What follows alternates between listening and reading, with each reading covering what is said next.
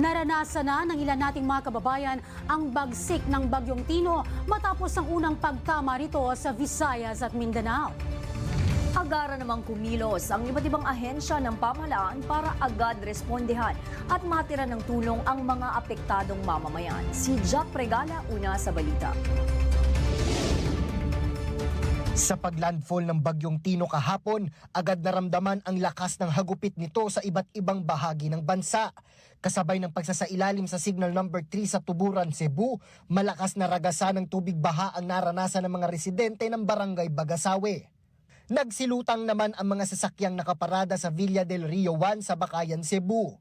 Hinampas din ng malalakas na hangin ang northern poblasyon sa San Francisco sa Camotes Island, Cebu, kung saan makikitang tila winasiwas ng hangin ang trapal. Sa Liloan, Cebu pa rin, umakyat na sa bubong ang ilang residente dahil sa taas ng baha. Sa drainage canal na lumikas ang hindi bababa sa 10 pamilya, kabilang ang isang 3 buwang gulang na sanggol dahil sa paghagupit ng bagyo sa Dinagat Island sa Cebu. Malakas na hangin at bugso ng ulan din ang naranasan ng mga residente ng Llorente, Eastern Samar.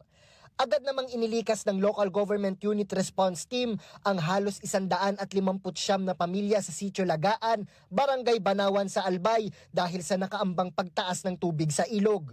Kabilang sa mga inilikas ang isang sanggol at ilang mga bata. Isinakay sila sa rubber boat para ligtas na makatawid sa ilog.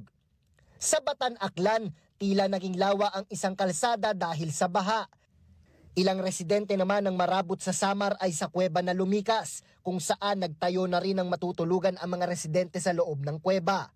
Hanggang tuhod na baharin ang tumambad sa isang kalsada sa Barangay Tagmamarkay, Tuba, Agusan del Norte. Ilang motorista naman ang umakay sa kanilang mga sasakyan na tumirik matapos abutan ng baha. Pila-pila na rin ang mga sasakyang hindi makatawid dahil sa taas ng baha, habang nagtulungan din ang ilang residente para makatawid sa rumaragasang baha. Samantala, bago pa man tumama ang bagyo, inihanda na ng Department of Social Welfare and Development ang higit 2 milyong family food packs na ihahatid sa mga lugar na malubhang naapektuhan ng bagyo. Ipinadala na rin ng DSWD ang relief items at food packs sa Negros Island Region, Dinagat Islands at Iloilo City bilang agarang tulong. Patuloy din sa pagre-repack ng family food packs ang Coast Guard District Eastern Visayas, katuwang ang Department of Social Welfare and Development at Ormoc City Police Office para agad na maipamahagi sa mga residenteng nasalanta ng Bagyong Tino. Nauuna sa mga balitang totoo at laging bago. Jap Regala, alauna sa balita, Congress TV.